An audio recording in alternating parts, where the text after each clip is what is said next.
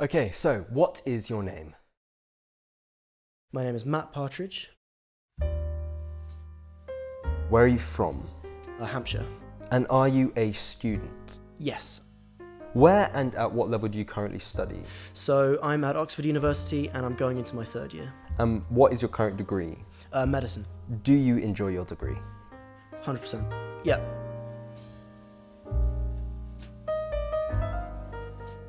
"100%. I think there's aspects to it that obviously I'd enjoy more and enjoy less, depending on how well I sort of resonate with that particular area of the course. But on the whole, yeah, definitely. Can you describe to the best of your ability what your degree entails? Sure. So I'm kind of just learning about every aspect of the human body. So structure, physiology, and pharmacology. So how it all works, and then all the drugs. Biochemistry, so kind of looking down at the sort of cellular, molecular level. Neuroscience. Okay. And then pathology, and then also sort of more applied physiology, that sort of thing. So that's what we've done so far. Anatomy, physiology, all of that stuff. Do you think a medical degree is harder than other degrees? Yes. You can be honest. I do think it's harder, purely because it's longer than... So how long is your degree, sorry? 6 years. So for most places it's 5, but at Oxford it's 6. I wouldn't necessarily say it's the hardest. So there are other, typically STEM degrees, people that study chemistry here, they have to work really, really hard. On average, harder than medical students, I would say, just based on the content of their course and the hours that they have to put in. So yes, medicine is hard. It's also long, but it's not the hardest. And what is your workload like? So first and second year, actually I'll talk about second year because first year was a bit of a write-off, but second year was maybe on average 2 or 3 lectures a day, 5 days a week, and then we'd have maybe an essay a week, something like that, which maybe take about 5 or 6 hours to do, and then on average 1 or 2 tutorials a week, which is like an hour and a half, like a small group sit-down session. 20, 25 hours a week total, really. Okay. It's not terrible. It's a reasonable amount. What is the easiest and what is the hardest part about your degree? I don't necessarily think of it in terms of easiest or hardest, because again, it just boils down to, which aspects of the course I enjoy the most. So for me personally, I really resonate well with pathology. I really enjoy the tutorials.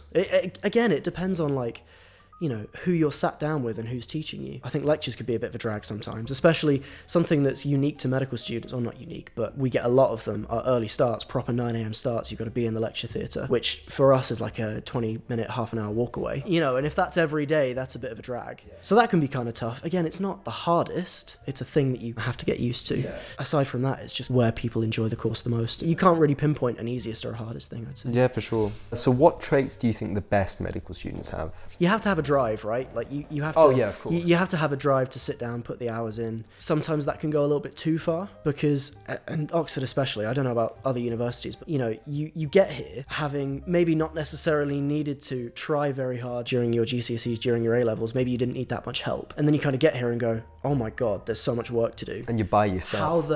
How the hell am I ever gonna sit down and do all this work? And the natural instinct, because you've got that work ethic, is to just sit down, pull some all-nighters. And if you're not careful, and if you don't have that self-awareness of actually, I do need to prioritize myself, that can be quite detrimental to the point where you lose out on some sleep, you stop eating properly, you stop socializing with your friends. So I think the best medical student would have a good work ethic, but at the same time would have that awareness to think, actually, I've got to take care of myself as well. And if I have to push back a deadline or miss a lecture or two, which by the way is totally okay, like you just catch up on them afterwards, that's fine. It's balance. It's finding a good balance, basically. So do you do anything extra on top of your degree kind of related to medicine? Not particularly. So it's a part of my degree, but it's kind of like my own unique thing, because every third year student has to do one, which is my research project. So that's where I've got my own supervisor. I'm headed into the lab every day, working on samples of cells and adding chemicals and all that stuff and kind of analysing the results. I wouldn't say it's extra, but it is unique, if that makes sense. No, like sure. Everyone has got their own. What area is yours in? So I'd say it's in immunology. So it's very full on. It's quite full on. I mean, it's supposed to be very self-contained. Everyone has their own unique project, their own title. It's supposed to take about only 8 weeks of lab time. Being an Oxford student and being in preclinical years, well, we don't really have any lab experience aside from the few practicals that we get. So this is our first concrete, continuous amount of, get in the lab. You're going to be working with all this new equipment, learning all these new techniques. And we've got a supervisor that will show me all of this stuff, show me how to analyze everything. And then after that, when I go back next year, it's analyzing all that data, writing it all up. What don't other non-medical students understand about your degree? Okay, so obviously I'm just a second, well, going into third year, but I've done 2 years of my degree. People seem to assume that, I've got this all-encompassing knowledge of the body, and they come and ask me stuff. A lot of the time that's a joke, but a lot of the time it's people are genuinely asking, oh, what do you think about this? Or like, oh, should I go see a doctor about this sort of thing? I don't know, I feel like people have an expectation that medical students from even the very early years of their degree kind of just know what they're talking about, and we really don't. We really, really do not. Even you get into like F1, F2 level, which is the foundation training of being a doctor, people don't really know what they're talking about, and it really takes a long time of real patient contact, taking histories and experience to kind of get to that level where people actually do know what they're talking about. And so that's the thing, is Oxford is 3 years of preclinical, so we barely get any hospital experience until years 4, 5 and 6. So me being now in my third year, I've done maybe 8 or 9 trips to a GP for a day and sat in with patients and talked to patients. That's about it. So when people go, oh, what do you think about this? What do you think about this? I haven't had that experience to kind of sit down and go, yeah, no, I've seen this before. I think that's maybe something that's misunderstood by for sure non-medical students. For sure. First year or second year? I mean, it's a bit of a biased question, isn't it? Like it is. Do you know what I mean? Yeah. It's got to be second year, only because first year was completely shut down. Yeah. For 2 out of the 3 terms. I think if you were to take the whole COVID situation away, if we'd had the second year experience but learning first year content, I reckon first year. Only because I really, really enjoyed anatomy, and that was a lot of fun. And I think what we missed out on in first year was going to all the labs, looking at all the specimens. I would have really enjoyed that in first year. We just didn't get to do it because all the labs were shut down, which was kind of crap. So the whole experience, second year, but if it was equal and COVID wasn't a thing, probably first year. So what do you think your weak spots are as a medical student? Like I was talking about before, that whole balance of work ethic and personal time, I think I struggle with that a little bit. Like I have the awareness to be like, yeah, this is a lot. And one of the things that I think I'm quite good at is saying to someone like a tutor or something, yeah, I kind of need some help. But a weakness, I think I'm quite a perfectionist. As in, like, I will... This isn't a job interview. Yeah. But, like, what I mean by that is I will sit and labour over an essay for 5, 6, 7 hours thinking, yeah, I can tweak that. Or maybe, like, I'll get halfway through writing something and think, yeah, this is crap. Start again. Which really, that takes chunks of time. I could be doing other things with that time. If I just had the mindset of, I've got to get this done. It doesn't have to be perfect. Or, I kind of get bursts of motivation where I've got to sit down and write notes for every lecture and understand everything. And you just can't do that. In medical school and a lot of other universities, you just can't. No, for sure. And you have to kind of pick things and go, I'm going to focus on this, I'm going to leave this for now, I'm going to come back to it, versus what is a weakness for me is like, yeah, I've got to take all of this in, which is something that I have to work on because it kind of does hold me back a little bit. And I think that was a problem in first year much more than it was second year. Like second year, I kind of got to the point where I understand this, leave it behind. Yeah. And I did a lot better in second year than first year because of it. And what do you think was the biggest mistake in your studies? So Oxford terms are really short, but the kind of proviso, at least amongst medical students and quite a few other students that work here, is you don't learn things during the terms.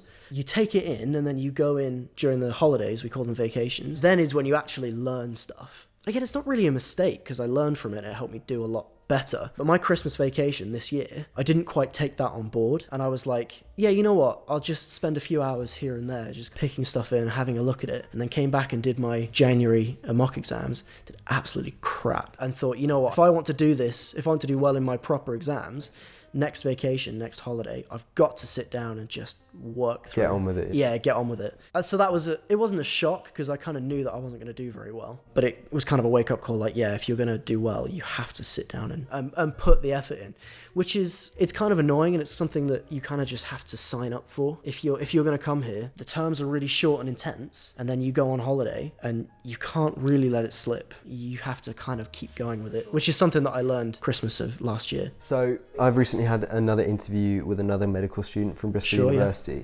Now, he mentioned the Oxford course. Okay. And he described that as a university where, and I'm quoting, you would learn the history of the stethoscope. Okay.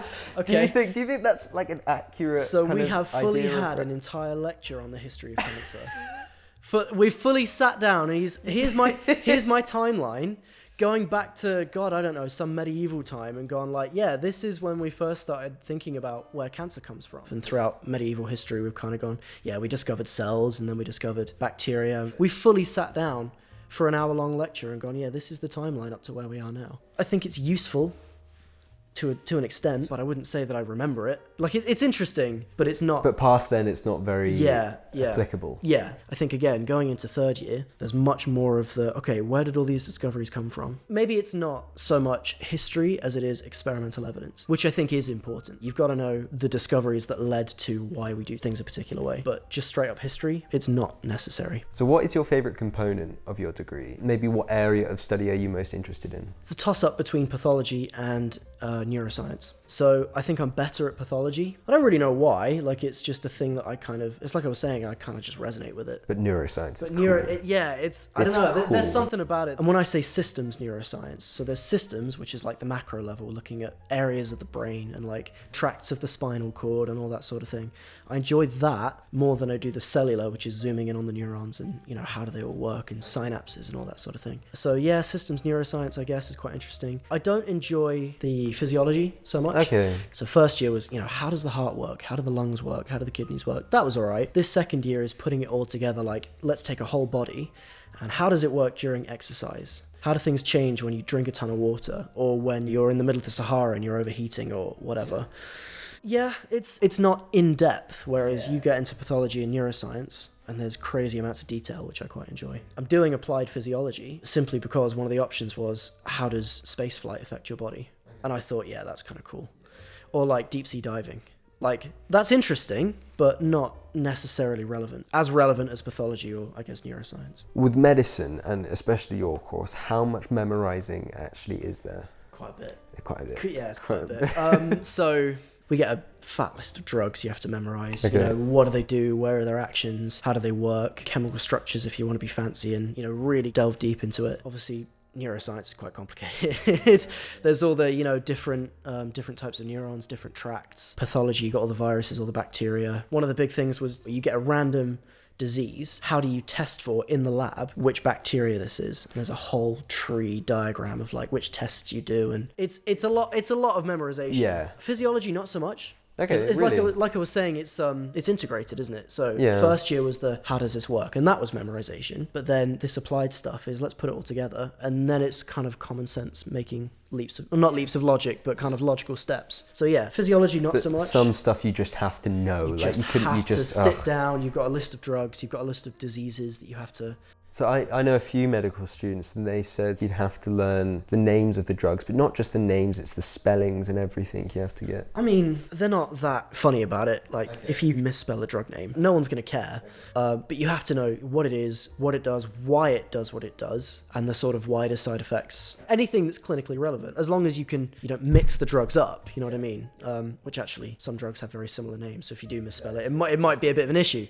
It's not sit down, learn the name. And plus, once you kind of get into the framework of, this is a class of drugs, here's what they generally do, these are some examples, it does make it a lot easier than just rote by rote going through them. So there are ways to sort of circumvent gotta sit down and learn all these names. Does your course at Oxford have really, really, really good teachers and professors? So there's two types of teaching. Okay.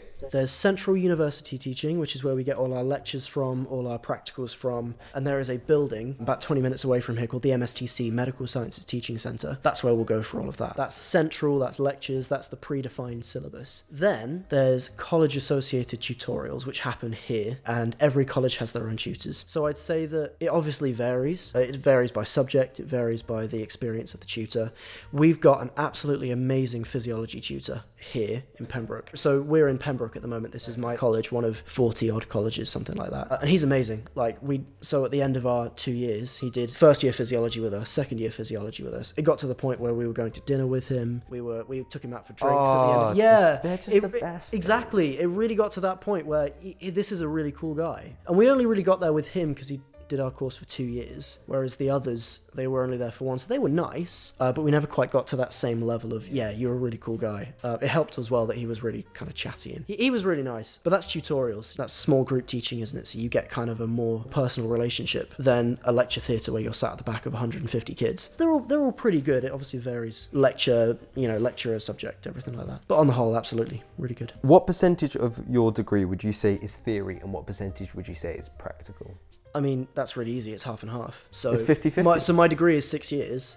The first 3 years are preclinical, lecture theatres, tutorials, all learning the theory. That's for years 1, 2, and 3. And then years 4, 5, and 6 is placements, hospitals. There's a ton more practical, doing examinations, consultations, all of that stuff in years 4, 5, and 6. My third year now, there's like an optional course that I signed on to, which is kind of blending the two together. So I'll go out, I'll follow one patient throughout the entire year and see how their disease progresses and how their treatment changes and all that sort of thing. So that will kind of bridge the gap between theory and practical. So far you've only done the theory? Yes, but it's pretty much dead on 50-50 because it's 3 years of theory, 3 years of practical. Do you have any funny stories based around your time at medical school that you've kind of had happen to you so far? Yeah, so one of the few pieces of clinical experience we do get is going to a GP and not taking a consultation, but sitting down with a patient and talking about their condition and their treatment and their social history and all of that sort of thing. We're not there to diagnose them, but we're just there to get a feeling for how consultations should flow. So first year that was rubbish, it was all online, it just didn't work very well. Second year was great. So we went into the GP and we met a bunch of really interesting people, really interesting conditions. And there was this one guy that we met, quite overweight. He had joint problems and he had thyroid problems and he had blood pressure that was through the roof, having kind of, it was arrhythmias basically. Yeah. Like atrial fibrillation, all that just sort of not thing. Just not a healthy He was man. not a healthy individual. There's 3 of us in my college and my year. There's only 3. So we're all sat in the same room and it's me that's leading this consultation. And I'm like, okay, so, tell us about your condition. And he's like, well, I've been having all these problems for a while. But he'd essentially just sworn off of modern medicine. But he'd had all of these chronic conditions and he tried all these medications that hadn't worked for him, aka he's tried them, he hasn't seen the results, which is exactly what high blood pressure medication does. You don't feel any different because you don't feel that your blood pressure's less. So he's taken his antihypertensives and gone, I don't feel any better, it's not working. Stop taking them and gone, you know what I'm going to do? I'm going to do my own research. Yeah, of course. And so he's gone on to YouTube and found YouTube. Yeah, he's found this video of, can't even remember the guy's name, but he's just like this quack. He's just this guy and he's there to make money. He's selling these random multivitamin pills. He's a con. Yeah, exactly. And the guy is just buying them at 50 quid a bottle. And he's like, yeah. 50 quid. And the guy is just like, yeah, it's working for me. I've been taking them for years. And I feel so much better. Obviously it's doing nothing for him because he's still got all these chronic conditions and sitting and talking to this guy. And it's like, how do you get to this point? And then what was really amazing to watch was, because obviously we were with a GP at the time, this was one of this GP's patients that we were just talking to. So I kind of finished up talking to him, talking about his social history and his family and everything like that. And then this GP came in and was like, right, yeah, you should be in hospital. Your blood pressure is insane. And then it took this GP 15 minutes to go, yeah, look, I really appreciate this, but this is what we're going to do. Here's these medications that I'm going to give you. And he went, yeah, all right, fine, I'll give it a go. 15 minutes. And it was just insane to watch the guy just kind of weave through the whole conversation. But so, maybe not a funny story, but like a really interesting and impactful. Yeah, it was just something that was amazing to watch this guy just completely unravel this guy's distrust of modern medicine and the NHS and everything. Is there a good level of support at your university? Yes, but you have to ask for it. And I think most of the support would come from your college. There's a woman that works here. She's the welfare officer. She works in the building opposite, like over there. Yeah. And if you ever have a problem, send her an email, go and talk to her. And she's like your point of contact for welfare. There's also a student body for welfare as well, which is quite good. So every year, as part of the sort of committee, it's called the JCR, but as part of the committee, there's 4 welfare officers. And if you ever have a problem, you kind of go to them. Course specifically, not so much, I would say. That, like, again, there is the support there. Most of the deadlines, they'll come from college tutors. And again, they're lovely. If you need to push a deadline back for some reason, you can just email them, and most of the time they're fine with it. But uni-wide support, not as much. Most of it will come from the college. Like, it's still there, but you have to look for it. So do you find it's really hard to stand out in your classes, as I suppose everyone else there has worked so hard to get here? I don't necessarily try to, it's not a goal to stand out. I think I'm quite lucky, like I was saying before about that self-awareness. I don't need to stand out here. I'm happy where I am, and as long as my grades are good, it'd be nice to do absolutely amazingly well, but I don't need to do that. And I think people with the mentality of it's a competition, as in they'll stress themselves out, all-nighters all the time, they'll spend 10 hours in the library. They might do better, but they're not going to have a good time. A good way to go about it is when you get here, make sure your grades are good. Don't kill yourself trying to work, doing all-nighters every night. And you don't have to stand out.